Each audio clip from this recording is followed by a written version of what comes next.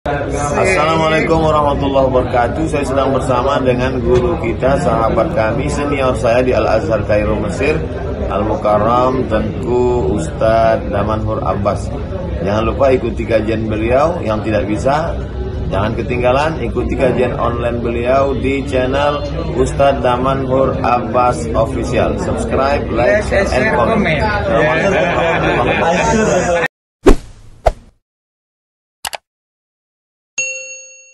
Assalamualaikum warahmatullahi wabarakatuh. Alhamdulillahilladzi ahyana ba'dama amatana wa ilaihi nusyur. Asyhadu an la ilaha illallah lahu da'watul haq. Harisun 'alaiha wa aujaba tabsyiri biha wal takum minkum ummatun yad'una ilal khair wa ya'muruna bil ma'ruf wa yanhauna 'anil munkar wa ulaika humul muflihun.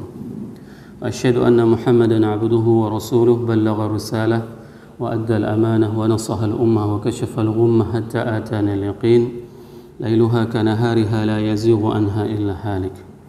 اللهم صل على هذا النبي الكريم محمد وعلى آله وأصحابه أجمعين وأحينا اللهم على سنته وأمتنا في ملته واحشرنا مع زمرته مع الذين أنعمت عليهم من النبيين والصديقين والشهداء والصالحين وحسن أولئك رفيقا.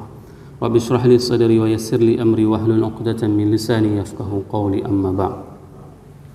Para asatiz yang saya muliakan, ayah bunda yang saya cintai, bapak ibu jamaah salat subuh yang dirahmati Allah, mari pertama-tama dan senantiasa kita memanjatkan puji dan syukur kita kepada Allah yang telah memberikan nikmat iman kepada kita, nikmat kehidupan sehingga Allah telah menghidupkan kembali kita setelah mati kita semalam, dan nikmat iman diberikan kepada kita sehingga kita dapat menembusi subuh yang dingin ini untuk melaksanakan salat subuh berjamaah.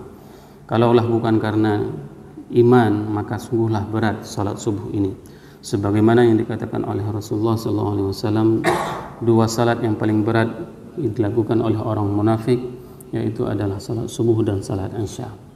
Maka semoga pada saat kita melaksanakan salat subuh ini kita terbebas dari sifat kemunafikan sebagaimana yang disampaikan oleh baginda Rasulullah SAW.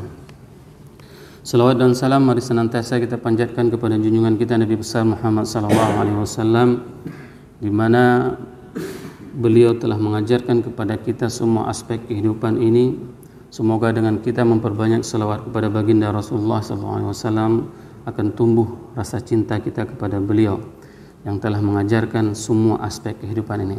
Kalaulah seandainya Rasul tidak pernah diutus ke atas muka bumi ini, mungkin kita tidak tahu apa yang harus kita bacakan pada saat salat subuh tadi, dan kita tidak tahu harus melakukan apa.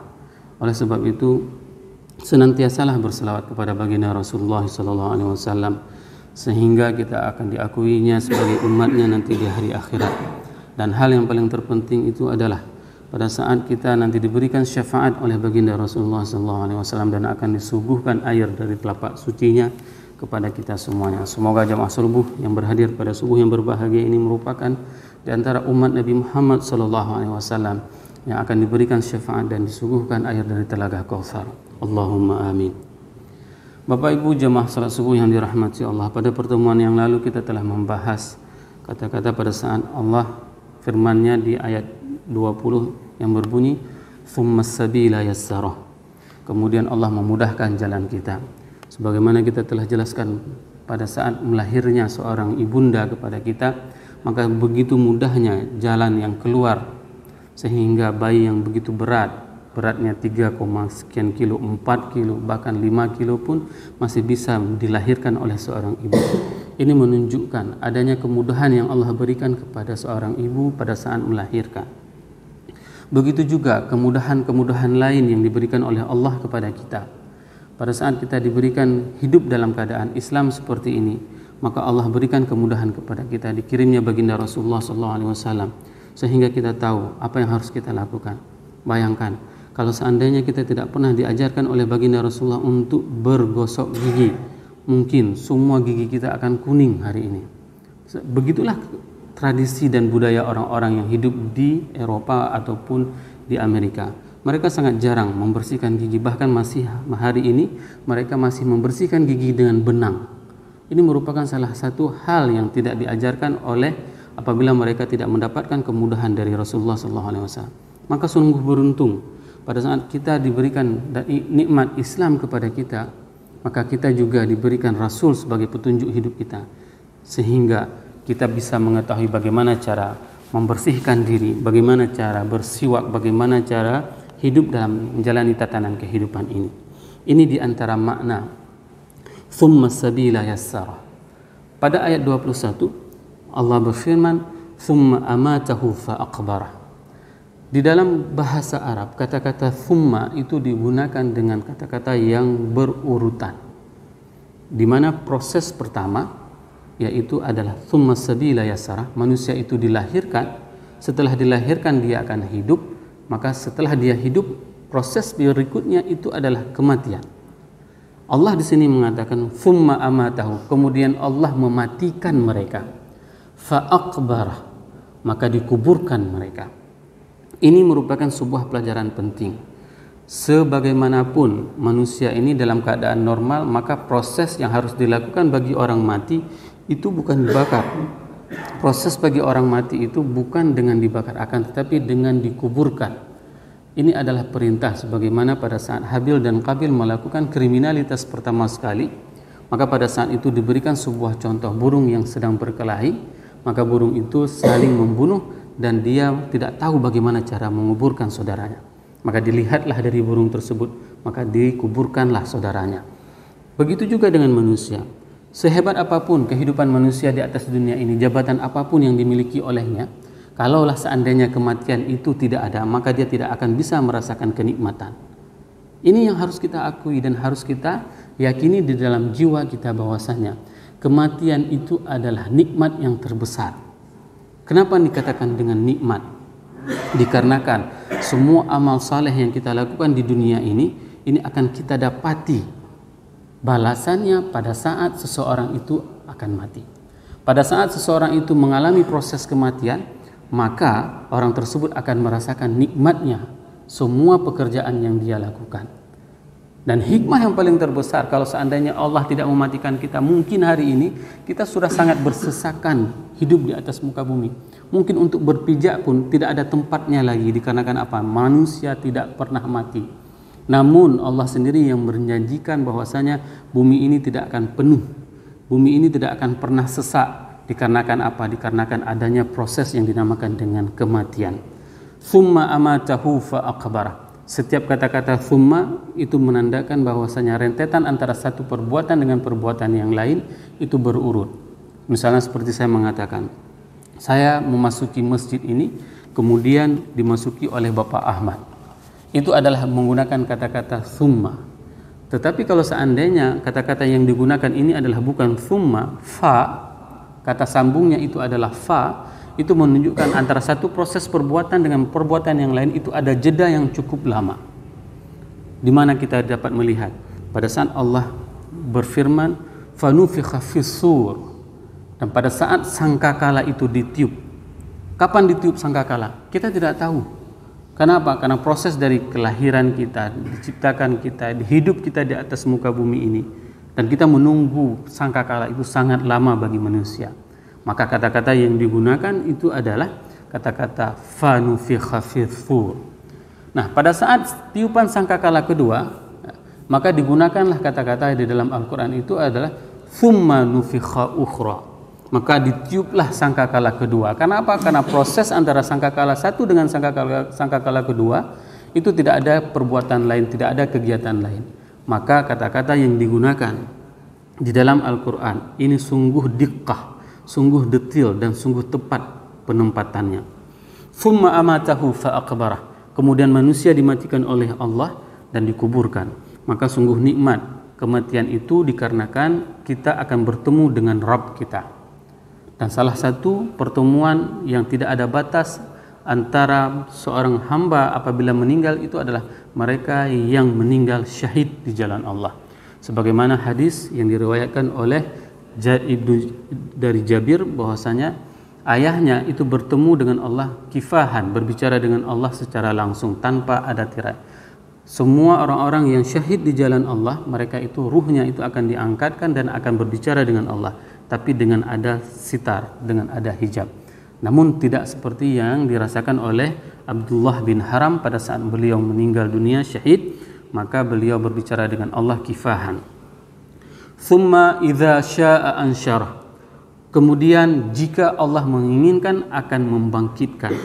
Ada hal menarik di sini Bapak Ibu jamaah yang dirahmati Allah. Allah menggunakan kata-kata idza. Apa yang maksud dengan idza? Kemudian jika Allah menginginkan ansyar, maka Allah akan membangkitkan kembali. Kata-kata ini menunjukkan bahwasanya totalitas kehendak Allah lah yang harus kita yakini, bahwasanya kebangkitan itu adalah sesuai dengan keinginan Allah, sesuai dengan kehendak Allah. Tidak ada satupun di antara manusia yang mempunyai pengetahuan tentang tersebut. Maka Rasul pada saat ditanyakan oleh para sahabatnya, matas sa'ah, kapan akan terjadi hari kiamat? Maka Rasul menjawabnya dengan sebuah pertanyaan, apa yang telah engkau persiapkan tentang kiamat ini? Nah, sang sahabat tersebut menjawabkan, aku tidak mempunyai amal yang hebat. Aku tidak mempunyai perbuatan yang bisa mengalahkan Abu Bakar, Umar, Utsman, Ali. Akan tetapi aku mencintai Rasul dan aku mencintai mereka. Maka pada saat itu Rasul mengatakan, sesungguhnya seseorang itu akan bersama dengan orang-orang yang mereka cintai. Maka ini sangat penting Bapak Ibu jamaah yang dirahmati Allah. Jangan pernah kita membenci sahabat Rasulullah. Jangan pernah kita membenci sahabat. Sahabat itu adalah orang-orang yang memang pilihan, di mana Al-Quran mengatakan ridwanullah alaihim wa radu anhu. Mereka adalah orang-orang yang diridai oleh Allah, dan mereka itu adalah orang-orang yang telah mendapatkan ridha dari Allah. Radhiyallahu anhu wa radu anhum. Ini merupakan gelar mereka, orang-orang yang sudah mendapatkan pilihan, di mana pada saat orang-orang melihat Rasul di depan mata mereka, akan tetapi mereka tidak mau beriman dan tidak ada teknologi apapun pada saat itu. Namun mereka mempercayai apapun yang disampaikan oleh baginda Rasulullah sallallahu alaihi wasallam. Karena apa? Karena tingkat keimanan mereka. Tidak mungkin seseorang Muhammad itu akan berbohong bagi mereka, dikarenakan sosoknya yang memang benar-benar teruji. Thumma idza syaa'a ansyarah, ini menunjukkan bahwasanya manusia ini akan dibangkitkan, dan pada saat dibangkitkan maka pintalah kepada Allah di dalam sujud kita, di dalam doa kita setelah kita salat, untuk diringankan. Bapak Ibu jemaah yang dirahmati Allah yang sudah pernah mengalami proses penghakiman, itu akan merasakan sangat sulit pada saat kita itu disidang. Bayangkan pada hari itu, pada saat kita dibangkitkan, kita itu akan disidang oleh Allah, dan jumlah manusia yang disidang itu adalah mulai dari pertama manusia diciptakan sampai nanti hari akhirat. Ini jumlahnya. Kapan kita akan menunggu giliran kita? Maka oleh sebab itu panjatkanlah doa, Allahumma hasibna hisaban yasira. Ya Allah, ringankanlah hisabku nanti pada engkau hisab. Allahumma hasibna hisaban yasira. Allahumma inna nas'alukal afwa indal hisab. Ya Allah, berikanlah aku pengampunan. Kata-kata yang diminta, yang diajarkan oleh baginda Rasulullah SAW pada saat itu adalah afwan. Afu itu adalah sesuatu, misalnya ini adalah buku catatan kita, dan semua buku catatan itu tertulis dosa-dosa yang pernah kita lakukan. Dulu kita pernah mengambil tanah orang, dulu kita pernah mengambil harta orang, dulu semua dosa-dosa yang pernah kita lakukan. Ada kriminalitas, pernah berzina, pernah membunuh, semua tercatat semuanya. Dan seandainya kita telah pun melunasi semua hutang-hutang itu masih tercatat di dalam buku catatan kita. Kan tetapi pada saat Rasul mengajarkan afu, kata-kata yang harus kita panjatkan itu adalah afu. Allahumma inna nas'alukal afwa wal hisab indal hisab. Bahwasanya itu adalah semua catatan tersebut tidak ada lagi dicatat di dalam buku catatan kita. Sewaktu kita melihat buku catatan kita dan kita membolak-balik buku itu, semua yang sudah kosong. Ini yang dimaksud dengan kata-kata afu.